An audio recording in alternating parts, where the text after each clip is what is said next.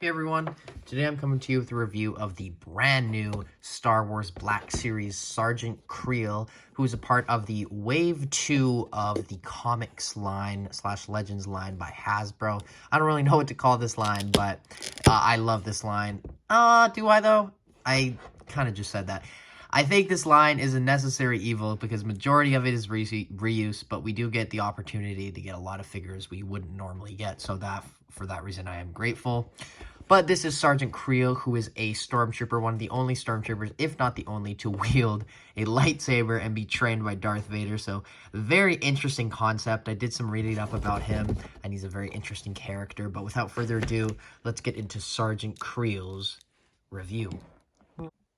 So, Sergeant Kreel is a very cool figure. I have not put him down over the last 24 hours. I got him yesterday at Toys R Us Canada, paid $42.99. No, $39.99, but with tax, it was like $42. So, honestly, a little overpriced, but hey, that's Hasbro. You got to accept it. The box, however, is absolutely stunning. You get the image of Kreel on the side. Sergeant Kreel, Star Wars. I think he's fighting Luke Skywalker there, yeah. Looks like in his Yavin ceremony outfit or something. You can see some pictures of Kreel on the sides, fighting, I think, Luke again. And there you can see Kreel. On the back, we have Kreel. On the bottom, we have Kreel. Inside, we have Kreel. This image I'm not a huge fan of because it kind of just shows how the figure is not insanely accurate, but you know, his bio reads Sergeant Kreel. Sergeant Kreel, formerly Undercover Agent 5241, serves as the leader of an elite troop of stormtroopers, Task Force 99. Pretty sure that's another team, better known as Scar Squadron, under the direct command of Darth Vader. So, I'm confused as to that. I think someone explained it, but that is basically the Bad Batch. So I'm confused that he's Scar Squadron. I don't know. Whatever.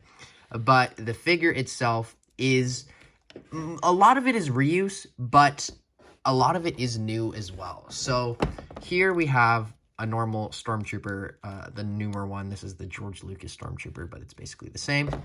You can see that the torso is completely different. I just noticed that, but the torso is completely different because there is this kind of jetpack-like accessory on him. So that's always good to get. The bottom torso... bottom torso seems to be reused. Yes. The belt is new because it has this added accessory. This is a new piece. The legs are reused. The arms are also reused, but they do have lots added on. And this is a new shoulder pad with the same helmet, basically. But there you can see he has these things which can slide up and down, which I'm not a huge fan of. And he does have this holster for his blaster, which is great to get. And then, of course, he does have hhis lightsaber, which seems to be Plo Koon's recolor. This is definitely a recolor. Doesn't seem like it's the one that he has on the box. Seems to be a lot of images with him, and it doesn't look to be the same on any of them, but oh well.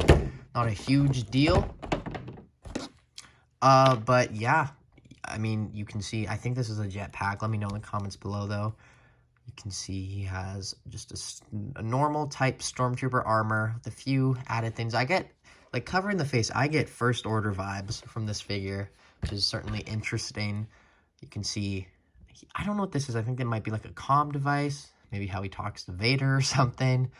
But you can see the pouches, the holster. So you get this gun as well, which is the standard. But it just ports in. Another pouch. Pouches everywhere on the arm. Probably got some spice in there. And then underneath, you can't remove the helmet, but it is the Tim Morrison head sculpt from the Mandalorian Stormtrooper. So this is reuse of that mostly. But yeah, you can see the jetpack. I don't really know what else to say about him. Just basically a Stormtrooper repaint. But I'm not complaining because this is a sick figure. So without further ado, let's get into his articulation.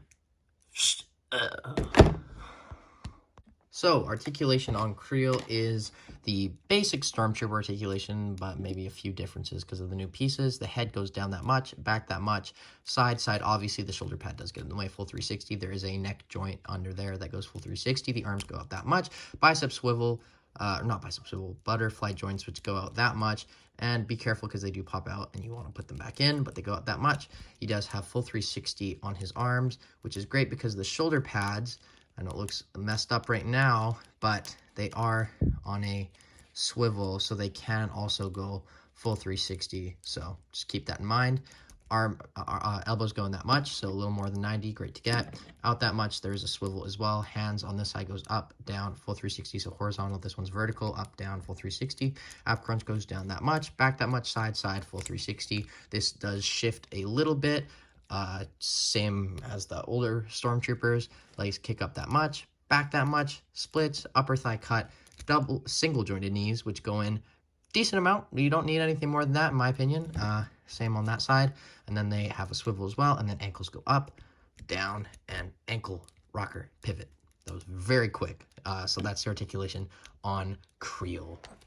So I have 4 comparisons with Kreel. First off, I'm going to do the ceremony Luke. I don't have his lightsaber with him because he didn't come with one, but that's the Luke that he seems to be facing off with a lot. So obviously a lot shorter. Here is the normal Stormtrooper or just the George Lucas Stormtrooper.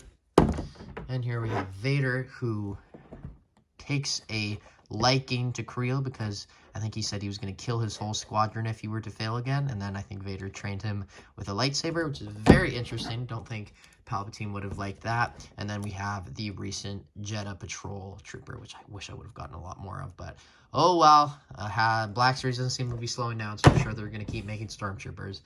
But yeah, that is the comparisons for Kreel. Let's get on to my final thoughts. So my final thoughts on Kreel is I honestly think this is a really good figure. I was looking at a lot of images of Kreel, and he does have a lot of different design iterations, and that's because it's in the comics and artists take liberty in a lot of cases, but this seems to be what he would look like if he were to be translated into real figure form.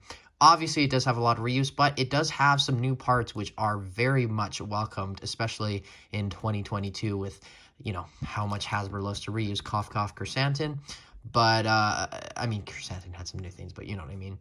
But yeah, this is just an overall a really good figure. A little expensive. I'm sure you could find him for a little cheaper, but I definitely recommend him. I have not been able to put him down. Just with all the posability and the lightsaber, just so much you can get with him. You can get him pointing the saber. You can just get him doing some cool poses with it. It's just overall a really awesome, interesting, different figure.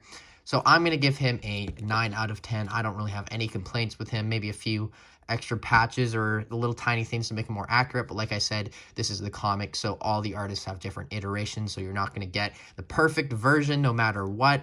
But let me know what you think of him in the comments below. Do you like him? Are you going to pick him up? What are your thoughts on this line? Just start a conversation down there, and hopefully I will join in. But as always, I have been Jagger Collector, and I'll see you in tomorrow's video, which should be Darwin.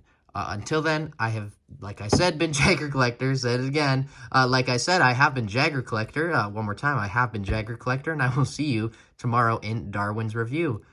Bye, guys.